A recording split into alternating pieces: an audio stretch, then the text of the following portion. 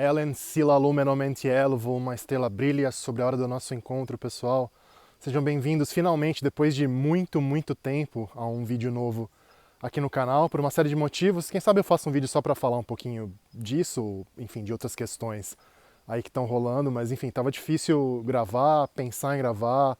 Eu tô aqui no meio do mato, literalmente, perto de casa, porque meu filho tá tendo aula online lá no escritório de casa, então tô fazendo por aqui mesmo. Enfim, também não dá para ficar sem máscara, não tem ninguém por perto, sem riscos coronaviróticos, então é isso. Acho que talvez seja o padrão, vídeo padrão daqui para frente no canal, se eu continuar realmente a voltar a gravar, vamos ver. E eu confesso que é difícil não pensar em coronavírus nesse momento. Eu passei, como vocês devem imaginar, como jornalista de ciência, o último ano cobrindo intensivamente a pandemia, embora eu tenha cobrido outros temas também. Cobrido? Coberto? Agora fiquei em dúvida, enfim. Tenho acompanhado outros temas também como jornalista de ciência, para variar um pouco, até para arejar um pouco a cabeça, mas não dá para tirar a crise que a gente está vivendo da cabeça. Seria escapismo irresponsável até fazer isso. E com tanta coisa que já se falou, meus colegas do Science Vlogs Brasil, o pessoal do Nunca Vi o Cientista, o Átila, o pessoal do Blá Blá, o Pirula, enfim, muita gente produzindo conteúdo importante sobre isso. O que eu poderia acrescentar nesse momento? Estou tentando pensar em trazer mais contexto. O principal ponto de partida, baliza, enfim, o alicerce que a gente tem que ter em mente, eu acho, para pensar essa crise, para entender a magnitude dela, é em termos históricos e biológicos. Na verdade, juntar as duas coisas, pensar na relação que existe entre os últimos séculos de história humana e o impacto do coronavírus. Tá? É isso que faz essa crise ser totalmente não minimizável. Não adianta querer minimizar, não adianta querer dizer que é só uma coisinha, enfim, mas tanta gente morre de outras coisas e ninguém fala. Desculpa, não dá. Quando a gente pensa em termos históricos e na relação da história humana recente com epidemias, com pandemias, com, enfim, patógenos, é outra escala, é outra coisa.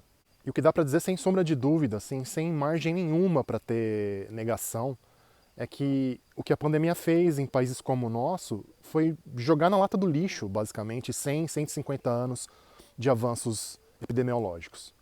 Por que eu estou falando isso? Uma das grandes diferenças abissais, assim, brutais, entre a nossa vida hoje e o que era a vida dos nossos ancestrais há pouquíssimo tempo. Na época dos meus bisavós, por exemplo, um dos meus bisavós nasceu em 1900, tá? Os pais dele, os avós dele, enfim. O que acontecia em sociedades humanas era que basicamente as pessoas morriam de doenças infecciosas, muitas delas no começo da vida, então a expectativa de vida era baixa, não porque a pessoa morria de velha, entre aspas, com 30, 40 anos, mas porque os bebês e as crianças pequenas morriam aos montes por doenças infecciosas. Tá? E era muito raro que doenças crônicas, como câncer ou doenças do coração, fossem causas importantes de morte. Tem relatos do final do século XIX, por exemplo, de câncer de pulmão, fazendo uma autópsia em faculdades de medicina, porque era uma coisa muito rara, era uma coisa assim, tipo, uma pessoa com 5 braços e uma pessoa com câncer de pulmão era mais ou menos a mesma coisa.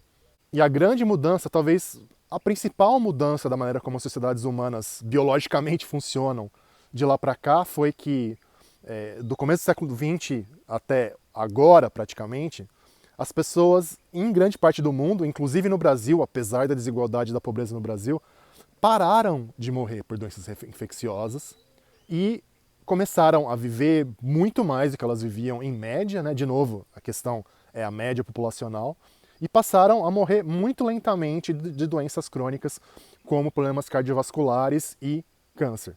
E é uma mudança gigantesca, brutal, assim. Funcionamento das sociedades, a expectativa que a gente tem em relação à saúde, doença, vida, morte, tudo isso mudou completamente. Tá? Isso mesmo com o fato de que a gente ainda tem doenças como dengue e agora um pouquinho de febre amarela voltando, ou mesmo a AIDS, que foi uma pandemia muito séria e ainda continua tendo efeito muito sério no mundo todo.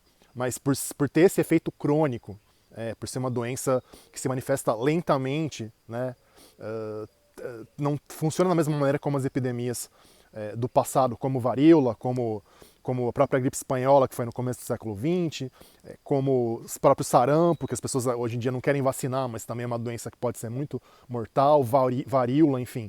E agora, voltando para o nosso contexto, o que aconteceu é que o coronavírus, por ser, obviamente, um vírus novo, para qual ninguém no mundo tinha imunidade nenhuma, por ele ter acabado de saltar de animais para seres humanos, e pelo nosso descuido e pela reação completamente desastrosa, desastrada do governo federal e também de outros governos locais à situação pandêmica, ela chegou e basicamente passou um rolo compressor por cima dessa mudança gigantesca, histórica, epidemiológica da nossa relação com a nossa saúde, com a nossa longevidade. E voltou para uma situação de 100, 150 anos atrás.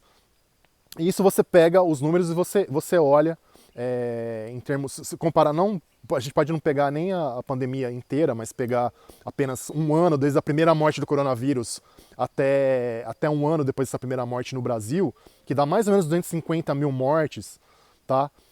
Passou para a mesma escala de mortalidade de doenças cardiovasculares e de doenças cancerígenas de tumores, tá? Do próprio câncer. Então, ficou ali em segundo lugar o coronavírus, perdendo apenas para o câncer. Dependendo de como é que você mede e tal, tem uma série de estimativas. Vou colocar para vocês aqui na descrição os links. De qualquer maneira, fazia quanto tempo que uma doença infecciosa não tinha esse impacto na população brasileira? 100 anos ou mais, tá? Talvez a gente possa comparar com a gripe espanhola, que em números absolutos matou muito menos. Em números relativos, obviamente, a população brasileira era muito menor. Então, de qualquer maneira, não foge do impacto que a gripe espanhola teve no Brasil e, obviamente, no mundo também. Com a diferença de que no mundo o impacto do coronavírus, em geral, foi consideravelmente menor do que o impacto brasileiro. E eu sei que as pessoas vão falar, mas e a Itália? Ah, mas e a França? Ah, mas e o Reino Unido? Sim, o impacto nesses lugares também foi tremendo, com a diferença de que a pirâmide etária brasileira é muito menos envelhecida, tem muito menos idosos, que ainda são, embora a coisa esteja mudando um pouquinho, mas ainda são as pessoas que estão mais sujeitas a morrer por causa do coronavírus. Então, para que você ajusta isso para a idade média da população, a situação aqui é muito, muito feia.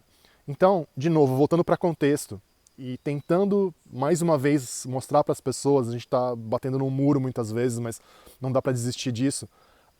O tamanho do impacto, o tamanho da pancada tem pouquíssimos precedentes na nossa história como um todo, e em termos de história recente, de memória viva, nada, não adianta. AIDS, esquece, nada se compara ao impacto populacional da Covid-19 em termos históricos mesmo. Acho que a comparação, no caso brasileiro, talvez a mais lógica seria com as epidemias lá do período colonial. Tá?